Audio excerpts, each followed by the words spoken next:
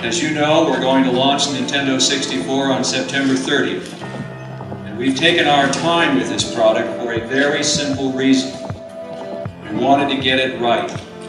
We wanted this system, the hardware and the software, to be a quantum leap above anything out there. 16-bit, 32-bit PC, whatever. We believe that we have accomplished that goal.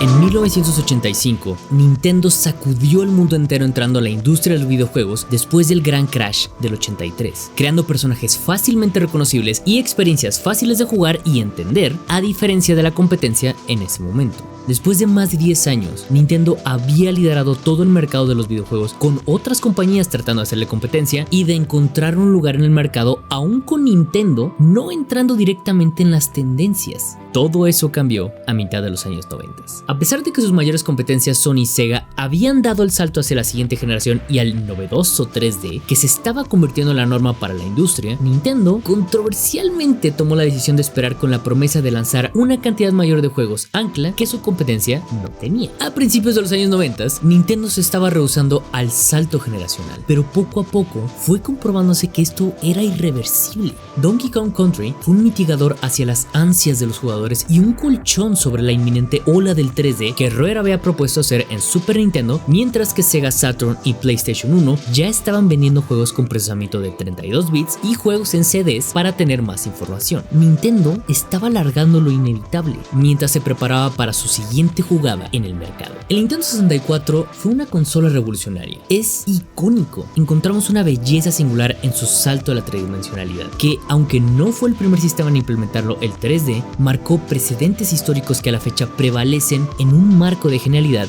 nostalgia e innovación. Nintendo 64 intentó ser sinónimo de futuro en la década de los 90, pero evidentemente un poco tarde respecto a sus competidores que ya habían comenzado a explorar el 3D. Y aún así, no solo siguió tendencias, también las creó.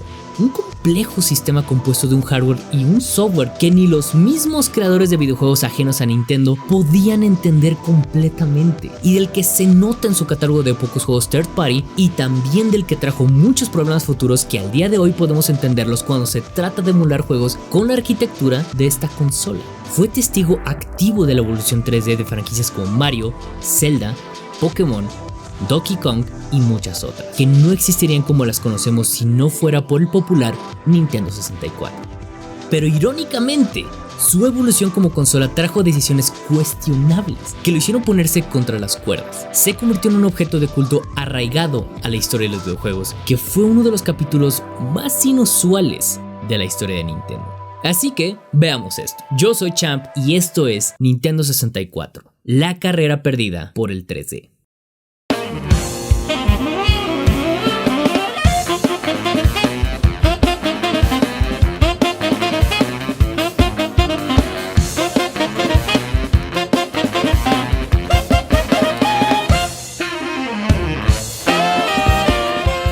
La quinta generación de consolas de videojuegos, comenzando en 1993 con la llegada de la FM Townsmari de Fujitsu. Para 1995, el mercado ya tenía dos competidores muy importantes, el Sega Saturn y el PlayStation del novato y recién llegado Sony. Algo que caracterizó a esta nueva generación fue el cambio de cassettes a CDs, permitiendo una mejor definición de imagen y una mejor calidad de sonido. Sega y Sony optaron por el formato CD-ROM para sus juegos, cambiando radicalmente obviamente la experiencia de jugar videojuegos. 3 años después, en la segunda mitad de 1996, llega una de las consolas más apreciadas de la historia y que, a su manera, llegó a revolucionar la industria de los videojuegos. Ahora sí, Nintendo 64. Como habíamos dicho al principio, la historia de esta consola comienza a finales de los 80. La compañía dominaba el mercado de los videojuegos con su sistema Nintendo Entertainment System o NES. La siguiente consola, Super Nintendo Entertainment System o SNES, también fue un éxito, pero tuvo que enfrentarse a la recesión japonesa conocida como la década perdida. Aunque se considera que comenzó en 1991, muchos expertos coinciden que sus causas se remontan en los años 70. Gracias al éxito de los competidores Sega y Sony, Nintendo se vio obligado a lanzar una nueva consola o iba a quedar desplazado gracias a estos competidores. Una empresa líder en gráficos y supercomputación, Silicon Graphics, había desarrollado un CPU que requería una pequeña cantidad de recursos que consumían solamente 0.5 watts en vez de 1.5 y 2 en comparación de los demás CPUs del mercado. Jim Clark, fundador de SGI, se reunió con el CEO de Nintendo, Hiroshi Yamauchi, a principios de 1993. Ambas empresas anunciaron un acuerdo de desarrollo y licencias con el proyecto Reality. Mientras Sega y Sony daban comunicados hablando de los 32 bits, Nintendo ya anunciaba que revolucionaría la industria con un sistema de 64 impensables bits. En aquella época, el número de bits era la estrategia de marketing que más atención atraía. En junio de 1993, Nintendo anunció el nombre de su nueva consola como Ultra 64. Originalmente se tenía planeado que se llamara Ultra Famicom en Japón, que de hecho sí es un muy buen nombre, y Ultra 64 en otros mercados. Pero según rumores, se decidió cambiar el nombre debido a la marca Ultra Games de Konami, quien podría comenzar acciones legales en contra de Nintendo. Después, Nintendo negó esta información afirmando que la verdadera razón del cambio fue para establecer una nueva y única marca a nivel mundial y el logo para la nueva consola. Fue así como surgió el nombre Nintendo 64. La consola fue revelada al público el 24 de noviembre de 1995 en su séptima feria anual de videojuegos Shoshinkai. Según la revista Game Zero, hordas de estudiantes japoneses se amontonaron en los fríos de las calles. La emoción de la anticipación claramente visible en ellos. A pesar de que su fecha de lanzamiento estaba prevista para Navidad de 1995, esta fue pospuesta para 1996. La razón de este retraso fue porque aún tenían que hacerle algunos ajustes al software y al hardware, además de que los desarrolladores externos necesitaban más tiempo para terminar sus juegos. En 1996, el kit de desarrollo de software fue rediseñado desde cero para convertirlo en el sistema N64. La fecha fue movida de nuevo al junio de 1996. Tuvieron que rediseñar sus planes de lanzamiento, ya que no iban a poder elaborar suficientes consolas como para satisfacer la demanda de tantos mercados al mismo tiempo. Y finalmente, la consola fue lanzada el 23 de junio de 1996 en Japón, el 29 de septiembre del mismo año en América del Norte y el 1 de marzo de 1997 en la Unión Europea y Australia, a un precio de $199.99. Sus juegos de lanzamiento fueron los clásicos Super Mario 64, Pilot Wings y Psycho Habu Shogi, este último estrenado solo en Japón. Y ahora que ya sabemos cómo se creó, veamos cómo es que está hecha por dentro.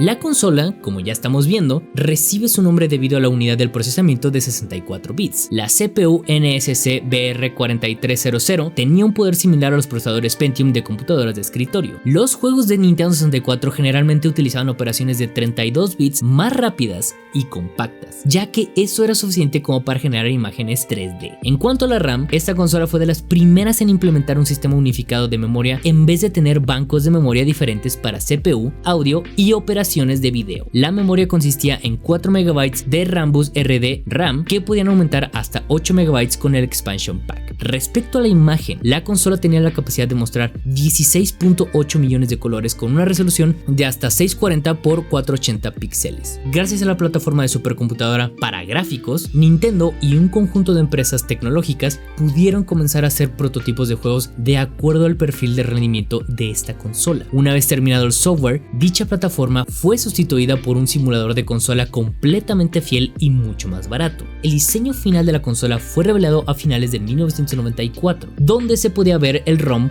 para un cartucho y no para un CD. Esto causó una reacción, indiferente por parte del público. Sin embargo, para los desarrolladores third party sí fue un problema bastante considerable. La consola era anunciada a los 4 vientos como el primer sistema de 64 bits, afirmando también que tendría más potencia que las computadoras de las misiones Apolo que llevaron al hombre a la luna. Además de esto, Nintendo tenía una necesidad imperante de buscar cómo mejorar la experiencia de los jugadores innovando con varios accesorios, pero varios de ellos no cumplieron las expectativas e incluso ni siquiera siquiera saliendo de Japón. El Nintendo 64 DD es un ejemplo de esto, que básicamente era un complemento para la consola que permitía cargar expansiones de juego o lo que ahora conocemos como DLC. El formato físico de estas expansiones eran similar a unos disquetes, pero más grandes. Y no solo eso, Nintendo 64 podía conectarse a internet con un adaptador. De hecho, en el Nintendo 64 DD ya existía el precursor de lo que después sería el Mi.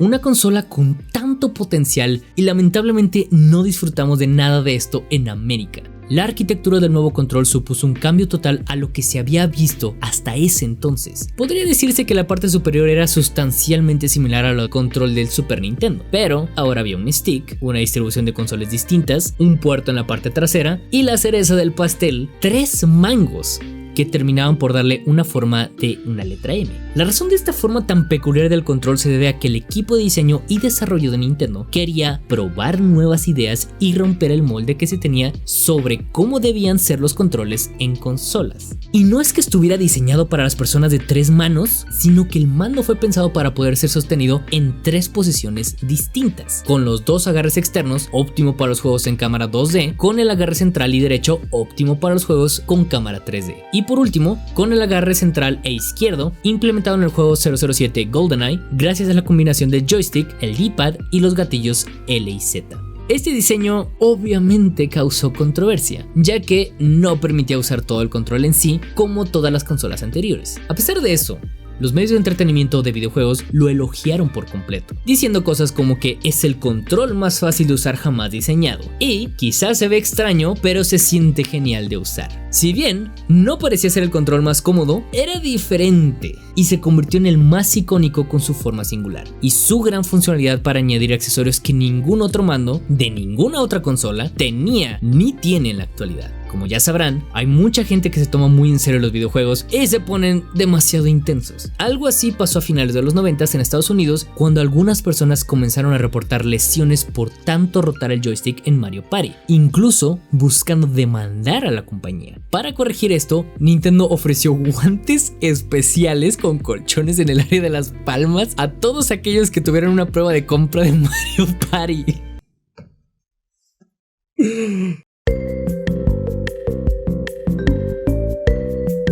La empresa perdió alrededor de $75,000 en estos gastos fiscales, pero está muy claro que aprendieron una lección importante. Todos los mandos de Nintendo lanzados posteriormente tenían joysticks de goma con acción más suave. Tim Weaver, editor de la revista británica N64 Magazine, dijo que él y su equipo habían estado utilizando el control repetidamente y no les había pasado nada, afirmando también que eso solo podía pasar en Estados Unidos. Los 4 botones amarillos superiores, los botones C, iban a funcionar para mover la cámara en un ambiente tridimensional, pero generalmente se utilizaban para comandos o actividades secundarias, como los propios ítems secundarios. Sin duda, el mayor aporte de este control fue su stick análogo, el componente principal para juegos tridimensionales, permitiendo al jugador por fin moverse en 360 grados con total libertad en lugar de 8 direcciones establecidas. Según Jim Merrick, director de Nintendo de América, dijo que el señor Miyamoto quería que el control fuera diseñado tomando como base a Super Mario 64. En otras palabras, que cuando se viera el control, se pensara en Mario 64 y sus mecánicas.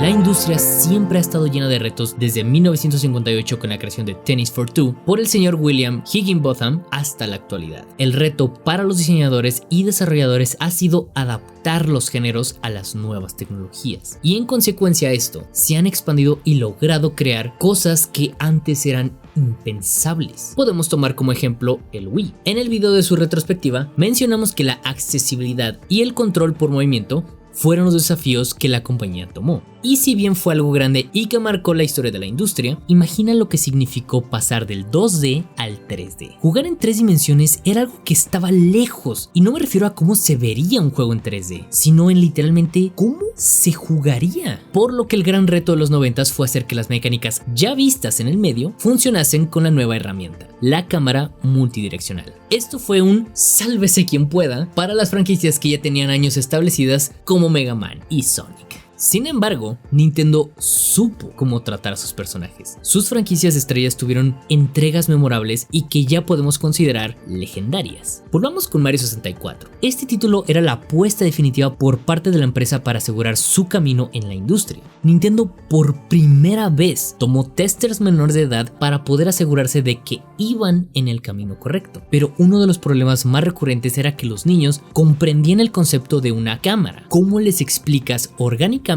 que ahora no solo deben estar conscientes de los obstáculos, sino también todo su entorno? Bueno, los desarrolladores personificaron esta nueva mecánica tomándose muy literal eso de la cámara, posicionaron a Lakitu que la manipulaba. En la introducción de Mario 64 vemos cómo este personaje desciende de su nube y cuando aparece en una tubería junto a él, el plano cambia a estar muy cercano a esta tubería, dando a entender que era una vista en primera persona de la cámara que el mismo Lakitu sostenía. Mario salía de la tubería y el plano, sin volver a mostrar a la cámara, lo iba rodeando hasta posicionarse justo detrás de Mario. La vista en tercera persona había nacido.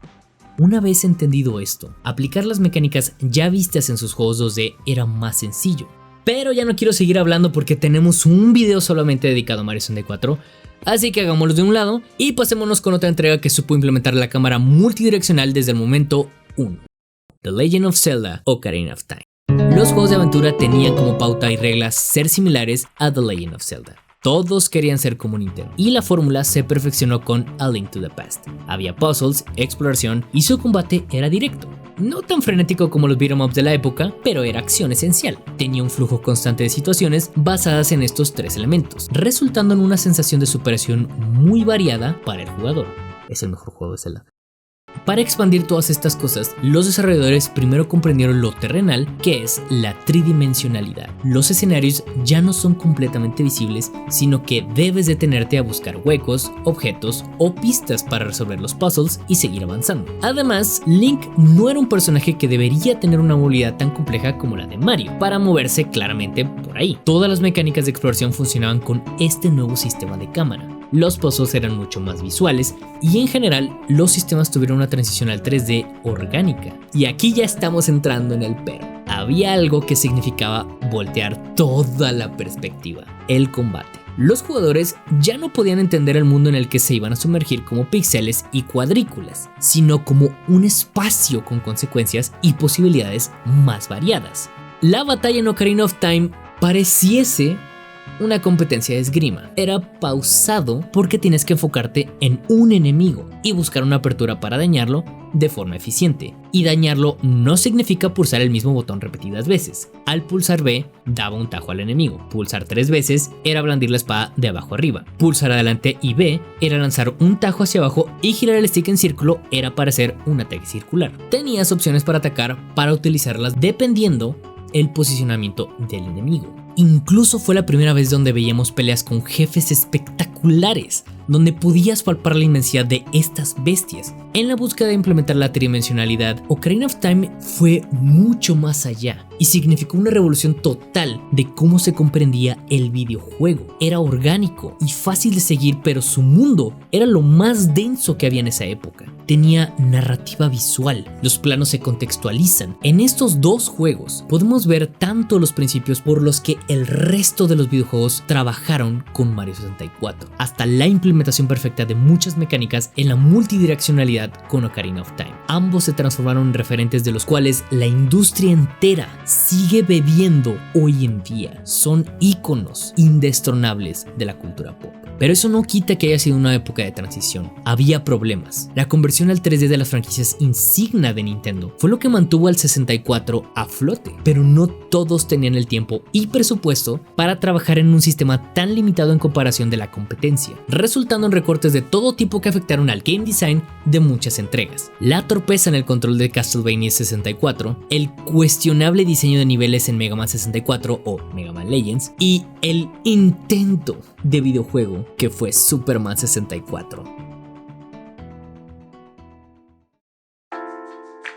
Debemos contextualizarnos. Los desarrolladores no tenían una base clara con la cual trabajar. Space Station Silicon Valley optó por tener un personaje que podía cambiar de cuerpos para poder tener una variedad mecánica en el paso por su mundo y sus plataformas, pero se encontró con que las colisiones del entorno 3D eran mucho más complejas de trabajar. La cámara errática de Earthworm Jim 3D convertía la exploración en literalmente un dolor de cabeza. Castlevania fue una de las franquicias más grandes que sufrió mucho con su conversión al 3D. Primero, optando por una completa linealidad en el diseño de niveles. Debemos valorar que Konami mantuvo la cabeza por encima de los hombros al no buscar experimentar con su franquicia, pero sufre de este problema de cámara que el 90% de los juegos en este sistema padecían. Un posicionamiento de perspectiva que volvía engorroso calcular la distancia y ubicación de plataformas y enemigos, cosa que provocaba muertes accidentales muy a menudo. La acción no era solo saltar, era golpear, explorar, y nada de esto resultaba tan satisfactorio como las mecánicas en 2D. Castlevania era uno de los grandes en esa época, pero si te das cuenta, esto que acabo de decir sobre su lanzamiento en el Nintendo 64 puede aplicar para la mayoría de los juegos en este sistema. La espera entre cada entrega era muy larga.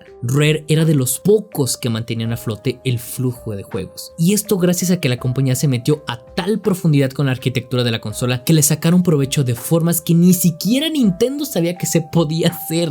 No por nada, la mitad de los mejores juegos de Nintendo 64 eran de Rare. La consola terminó con alrededor de 296 juegos en vez de los 721 de su predecesora. Y si volteamos hacia atrás con objetividad, 20 años después de su descontinuación, nos encontramos con una lista considerablemente corta de juegos que eran realmente buenos, que genuinamente se sintieran bien. 007 GoldenEye, Perfect Dark, Banjo-Kazooie, Mario Kart 64, Conquer Bad Fur Day, Majora's Mask, Mario Party, Wave Race 64, los ya mencionados Mario 64, Ocarina of Time y hasta Super Smash Bros. Todos altamente criticables hoy en día, pero claramente trascendentales, influyentes hasta el punto en que sus esencias emanan en grandes franquicias más actuales, que en aquel momento eran impensables.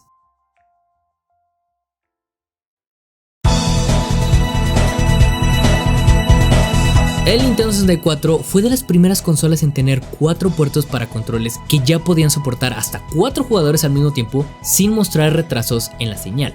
Ahora puedes invitar a tus amigos para hacer esas míticas noches de pizza y videojuegos que tanto se dieron en los 90s. Pero no nos adelantemos. ¿Qué es lo que se jugaba y cómo es que se jugaba? Tomemos como ejemplo al mítico GoldenEye. El legendario shooter de Rare tomó muy en cuenta esta nueva característica de Nintendo 64 y se propuso sacarle el mayor provecho. Realizaron un modo de hasta 4 jugadores con opciones muy variadas para la época. Tenían más de 15 armas y 8 personajes jugables. Además, adelantándose a su época, permitieron que los jugadores modificaran muchas reglas para así poder personalizar sus sesiones. El modo de juego, el número de vidas, opciones de salud, estilo de control, cronometrar las partidas y demás opciones estaban disponibles. Esto significó horas y horas para los grupos de amigos que nunca habían experimentado toda esa personalización fuera de PC y tanta socialización fuera de los arcades. Rare no se limitó a sí misma. Muy a pesar de la ya hablada escasa potencia que tenía la consola para la que desarrollaban, tomaron decisiones de diseño que potenciaban el factor fiesta. Sí, había una ralentización considerable cuando la pantalla se dividía en 4, pero en aquel entonces esto importaba muy poco si tantas personas podían divertirse juntas. ¿Y por qué estamos hablando tanto de Rare? Bueno, no es poca cosa decir que 3 de los más grandes y más jugados juegos de lanzamiento con multiplayer fueron desarrollados por la misma compañía: Perfect Dark, Diddy Kong Racing y GoldenEye. Estos últimos dos saliendo en 1997, siendo durante un tiempo considerable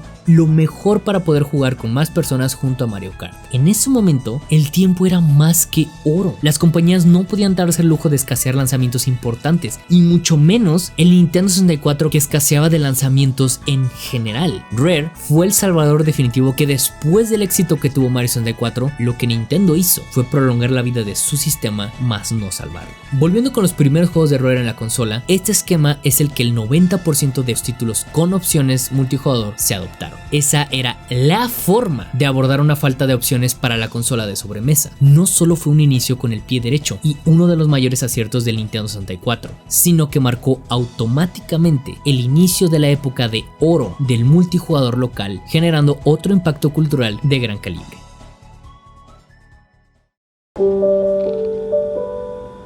Nintendo 64 llegó a su fin en 2002, cuando paró su producción, siendo Tony Hawk's Pro Skater 3 el último juego lanzado para dicha consola, aunque para Europa y Japón fue en 2001 con Mario Party 3, en la misma época en la que Nintendo GameCube tomó la estafeta como la consola del momento.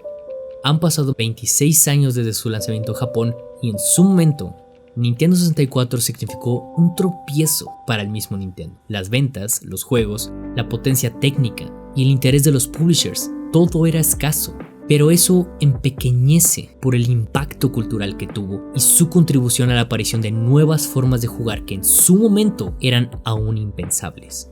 Allanó el camino de la industria moderna sobre las que se siguen trabajando hoy en día, proporcionando enseñanza, historia e ingenio. Forjó a un Nintendo experimental, esa que sabe cuál es su lugar en la industria, que busca expandir sus horizontes con jugabilidad, sensaciones nuevas y cuya competencia está en sí misma, superándose con cada lanzamiento de sus grandes franquicias y de sus consolas. Ahí tenemos Mario Odyssey y Breath of the Wild, ambos siendo evoluciones naturales de lo que fueron Mario 64 y Ocarina of Time, trabajando de forma orgánica sobre esos cimientos tan bien construidos que supusieron un verdadero antes y después en el diseño dentro de la industria, y un puñado de juegos con una calidad tan imponente e innegable. A veces no importa ser el primero en la carrera por la innovación o el mejor en tecnología, a veces importa más la experiencia que dejas en el jugador. Así es como llegas a ser el más recordado, el más influyente. Porque por muy joven que seas tú que estás viendo este video, puedo estar seguro de que has probado al menos un juego de esta corta pero legendaria lista. Su trascendencia sigue siendo objeto de estudio porque en la industria jamás dejaremos de aprender.